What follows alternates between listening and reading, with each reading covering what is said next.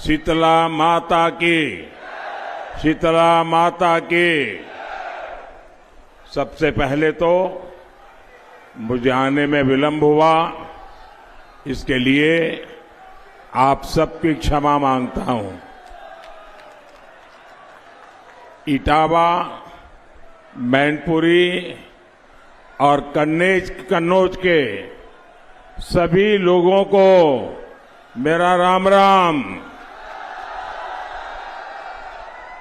साथियों, मैं जब इस इलाके में आया हूं तो मुझे 2019 चुनाव के पहले की बात याद आ रही है।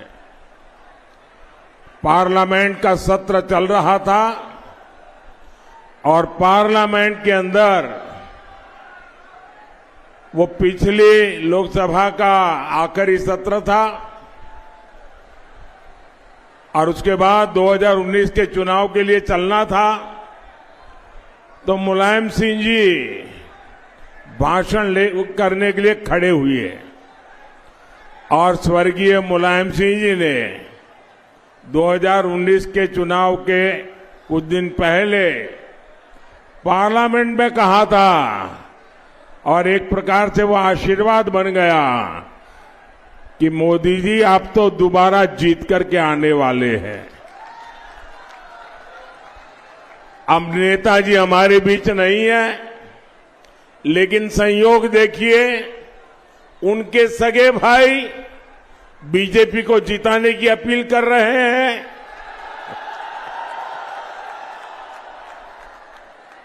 उनके दिल की बात जुबान पर आ ही गई।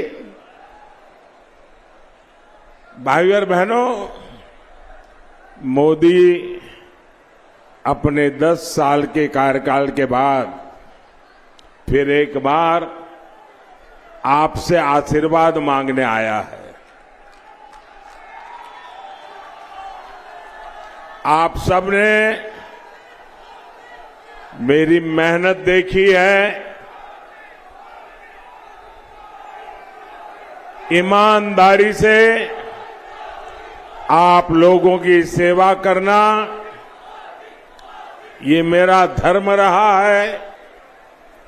अब मोदी भारत के लिए आने वाले 5 साल ही नहीं, 25 साल का रास्ता बना रहा है। भारत 1000 साल के लिए सशक्त हो, मोदी उसकी नींव तैयार कर रहा है। और मोदी ये सब क्यों कर रहा है? क्योंकि मोदी रहे या न रहे, देश हमेशा रहेगा।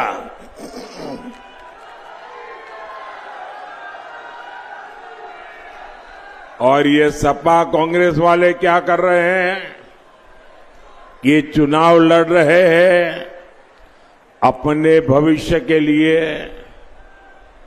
अपने बच्चों के भविष्य के लिए। और मोदी किसके लिए खप रहा है? मैंने तो आगे पीछे कुछ रखा ही नहीं है। योगी जी भी वैसे और मोदी जी भी ऐसे है।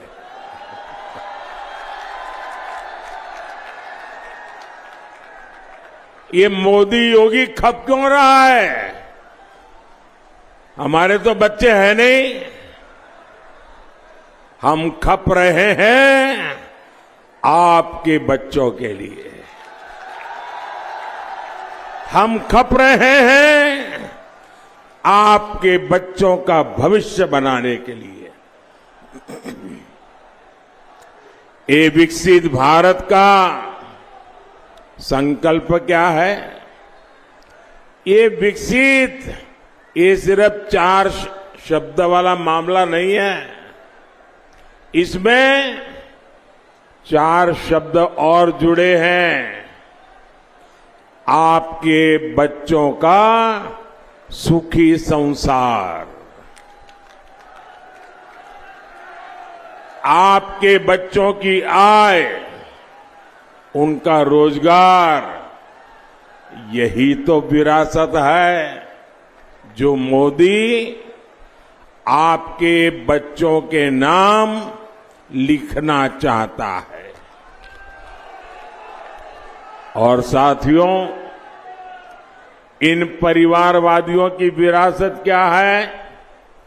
इनकी विरासत गाड़ी, बंगला, राजनीतिक रसूख,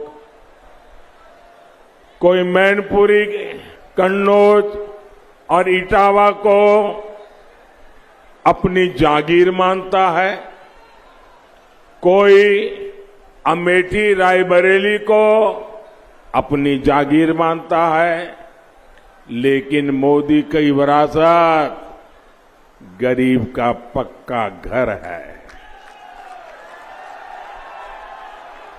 मोदी की विरासत देश की करोड़ों माताओं बहनों को मिला शौचालय है। मोदी की विरासत दलित पिछड़ों को मिला बिजली, गैस, नल, ये जो सुविधा है ना, वो मोदी की विरासत है। मोदी की विरासत गरीबों को मिला मुफ्त अनाज है। मोदी की विरासत गरीबों को मिला मुफ्त इलाज है।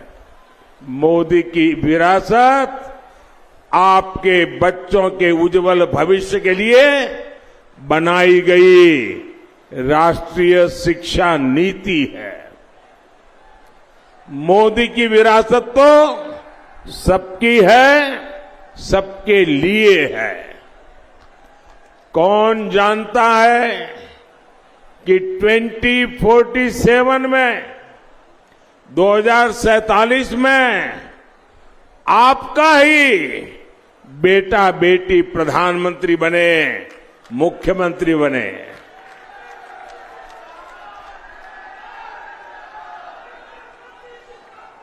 शाही परिवार का वारिस ही पीएम सीएम बनेगा। ये कुप्रथा इस चाय वाले ने तोड़ दी है।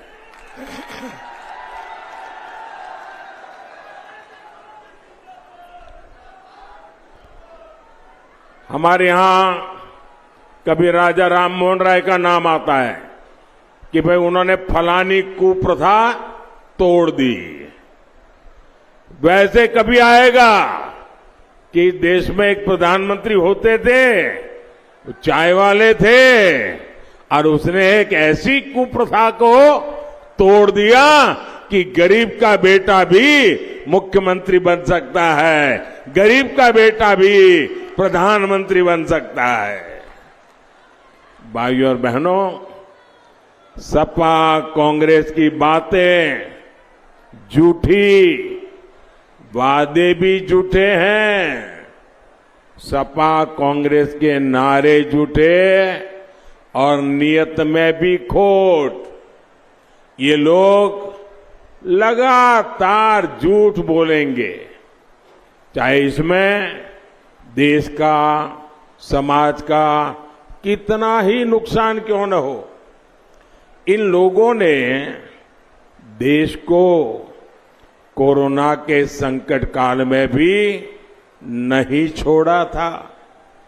मोदी तब एक एक जीवन बचाने में जुटा था। देश के वैज्ञानिकों ने टीका बनाया, लेकिन सपा कांग्रेस के लोग उसको भी बदनाम करते थे। खुद चोरी छिपे टीके लगवाते थे और टीवी पर, सोशल मीडिया पर जनता को भड़काते थे ताकि हाहाकार फैले और पाप मोदी के माथे पर लगे। साथियों, अब ये हमारा लोकतंत्र हमारे संविधान को लेकर झूठ फैलाने में एड़ी चोटी का जोर लगा रहे हैं। क्यों? क्योंकि मोदी ने इनके वोट बैंक को उनकी तुष्टीकरण की पोल खोल दी है। साथियों, आपको पता होना चाहिए 75 साल पहले जब देश का संविधान बना, उस समय देश के विद्वान लोग संविधान बना रहे थे, तो हमारे संविधान निर्माताओं ने कहा था कि धर्म के आधार पर आरक्षण नहीं होगा। बाबा साहब आम्बेडकर ने कहा था, अरे खुद नेहरू जी ने भी कहा था कि धर्म के आधार पर आरक्षण नहीं होगा। लेकिन अब सपा, कांग्रेस, ये सारी कंपनी एससी, एसटी, ओबीसी का आरक्षण छीनकर उसे धर्म के आधार पर बांटना चाहते हैं। कर्नाटका में रातों रात इन्होंने मुस्लिम जातियों को ओबीसी घोषित कर दिया। रातों रात फतवा निकाला, थप्पा मार दिया कि कर्नाटक में जितने मुसलमान हैं सबके सब ओबीसी। तो परिस्थिति क्या हुई? वहां जो ओबीसी को 27% आरक्षण मिला हुआ था, इसका सबसे बड़ा हिस्सा इन्होंने डाका मार लिया, चोरी कर ली। बाकियों के पास कुछ बचा ही नहीं। यूपी में अगर ऐसा हुआ तो ये मेरे यादव भाई बहन, मेरे मौर्य भाई बहन, मेरे लोध भाई बहन, मेरे पाल भाई बहन, मेरे जाटव भाई बहन, मेरे शाक्य भाई बहन, मेरे कुशवाहा भाई बहन, इन सबके हक का क्या होगा?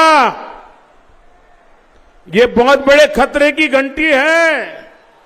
साथियों, सपा वाले जिस समाज का ठेकेदार होने का दावा करते हैं, ये भ्रम भी टूट जाएगा। या तो ये अपने परिवार का भला करते हैं या फिर अपने वोट बैंक का। आप लोग याद रखिए, आज भी सपा को पूरे प्रदेश में उम्मीदवार बनाने के लिए अपने परिवार के बाहर कोई यादव नहीं मिला, जबकि ये भाजपा है जिसमें कोई भी कार्यकर्ता बड़े से बड़े पद पर पहुंच सकता है। और इसीलिए आज मध्य प्रदेश के मुख्यमंत्री हमारे मोहन यादव जी मुख्यमंत्री जी के नाते मध्य प्रदेश को दौड़ा रहे हैं। ये है भाजपा की नीति, ये है भाजपा की रीति, ये है भाजपा का जीता जागता उदाहरण। भाइयों और बहनों, सपा कांग्रेस की खोटी नीयत का हिसाब बहुत लंबा है। आप याद कीजिए, 5 साल पहले कांग्रेस का शाही परिवार चुनाव के समय मंदिर मंदिर घूम रहा था।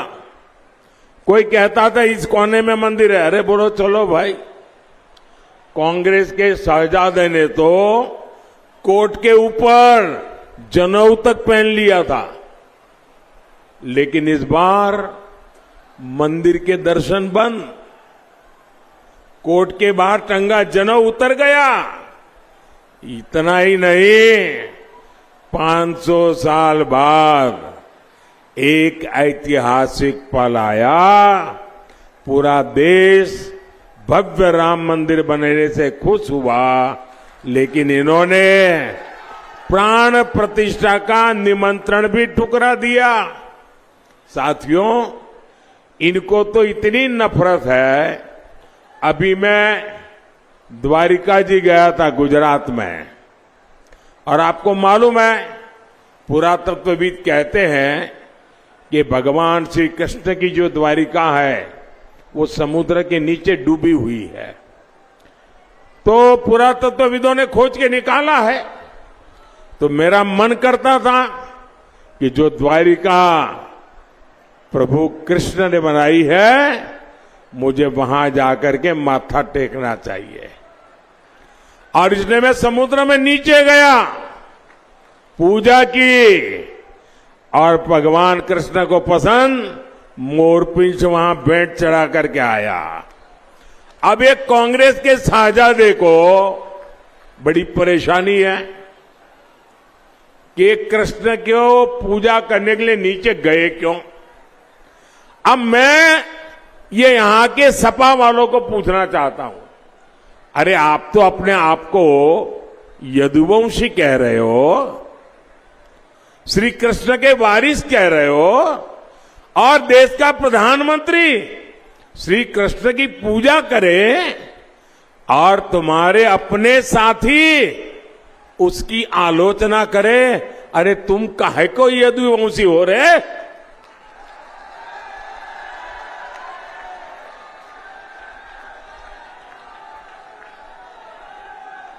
उनको पूजा भी नौटंकी लग रही है। मोदी को गाली देते देते ये लोग भगवान कृष्ण की पूजा तक का अपमान करने लगे हैं, और ये यदुवंशी उनकी आरती उतार रहे हैं। आपको शहजादे की आरती उतारनी है तो उतारो, मोदी तो श्री कृष्ण की आरती उतारेगा, उतारेगा, उतारेगा। पहले उन्होंने कहा कि द्वारका में समुद्र के बीच कुछ है ही नहीं। अब कल उन्होंने फिर कृष्ण पूजा का मजाक उड़ाया। इन्हें आपकी आस्था से कोई मतलब नहीं है। भाई और बहनों, आपने तो योगी जी के नेतृत्व में हालात बदलते देखे हैं। यहां माताओं बहनों का घर से निकलना मुश्किल था।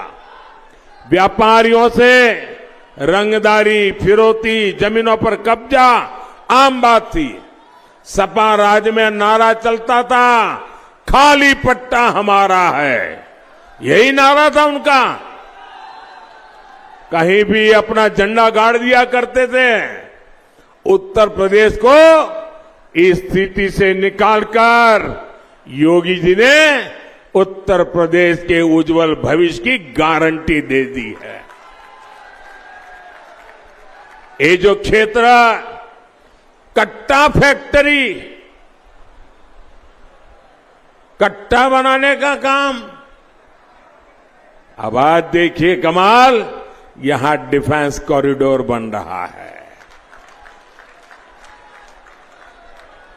आज यहां के वस्त्र उद्योग और कन्नौज के इत्रकी को नई पहचान मिल गई है। और मैं तो विदेश के मेहमान मिलते हैं ना, तो कन्नौज के इत्र की सुगंध उनको अवश्य मौका देता हो, क्योंकि उन्होंने नेचुरल चीजें देखी नहीं है जी। G20 की बैठक में भी मैंने दुनिया के जितने बड़े बड़े लोग आए थे ना, ये कन्नौज का इत्र मैंने उनको उपहार में दिया था। भाई देश का गौरव ऐसे बढ़ता है। साथियों, किसानों का, पशुपालकों का हित हमारी प्राथमिकता है। इटावा के किसानों के पीएम किसान सम्मान निधि के करीब 700 करोड़ रुपए दिए गए। ये गोपालक भाई बहनों का इलाका है, यहां पशुओं की पूजा होती है। हमारी सरकार ने इस इलाके में हजारों पशुओं का मुफ्त टीकाकरण कराया है। यहां हमारे छोटे किसान बाजरा भी खूब उगाते हैं। आपके बाजरे को श्री अन्न के रूप में दुनिया के बाजारों तक पहुंचाऊंगा, ये मोदी की गारंटी है। हम आलू, टमाटर किसानों के लिए कोल्ड स्टोरेज भी बनाने वाले हैं, फूड प्रोसेसिंग फैक्ट्रियां लगाने वाले हैं। इसके लिए भी हम किसान उत्पादक संघों एफपीओ को बढ़ावा दे रहे हैं। साथियों, यहां इतनी बड़ी संख्या में बहनें आई है, आपके लिए तो मोदी की खास गारंटी है। मुझे गांव की बहनों को ड्रोन पायलट बनाना है ताकि वो खेती में ड्रोन क्रांति की लीडर बने। बहनों को बिजली की बिल की बहुत चिंता होती है। अब मोदी बिजली का बिल भी जीरो करने वाला है, जीरो। पीएम सूर्यघर मुफ्त बिजली योजना से आपके छत पर सोलर लगाने के लिए मोदी पैसा देगा। आपको मुफ्त बिजली भी मिलेगी और अतिरिक्त बिजली आप सरकार को बेच करके कमाई भी करोगे। साथियों, हमारी सरकार युवाओं के लिए लगातार काम कर रही है। मुद्रा योजना ने यहां के हजारों युवाओं को उनके मन का काम करने के आर्थिक मदद की है। अब भाजपा ने तय किया है कि मुद्रा योजना के तहत बिना गारंटी 20 लाख रुपए तक की मदद मिला करेगी। इससे युवाओं को स्वरोजगार के नए मौके मिलेंगे। यहां जो इंफ्रास्ट्रक्चर के काम हो रहे हैं, यहां जो कनेक्टिविटी के काम हो रहे हैं, इससे युवाओं के लिए अवसर बढ़ेंगे। साथियों, आप सिर्फ सांसद नहीं चुनेंगे, आप हिंदुस्तान की सरकार चुनेंगे। जब आप मैनपुरी से हमारे वरिष्ठ नेता भाई जयवीर सिंह जी को, इटावे से मेरे साथी भाई रामशंकर कठेरिया जी को और कन्नौज से भाई सुब्रत पाठक जी को चुनेंगे तो मोदी सशक्त होगा। आप जब कमल के निशान पर बटन दबाएंगे ना, तो ये वोट सीधा सीधा मोदी के खाते में जाएगा। मेरी प्रार्थना 7 मई और 13 मई को भारी मतदान की है। आप घर घर जाइएगा, ज्यादा से ज्यादा मतदान के लिए प्रेरित करिएगा और भारी पुराने सारे रिकॉर्ड टूटने चाहिए। मेरा एक काम और करोगे, मेरा एक काम करोगे, जरा हाथ ऊपर बता के करोगे। यहां से आज जब भी घर घर जाएं, लोगों को मिले और सबको कहना मोदी जी इटावा आए थे और मोदी जी ने आपको जय श्री राम कहा है। मेरा जय श्री राम पहुंचा देंगे। बोलिए भारत माता की, भारत माता की, भारत माता की।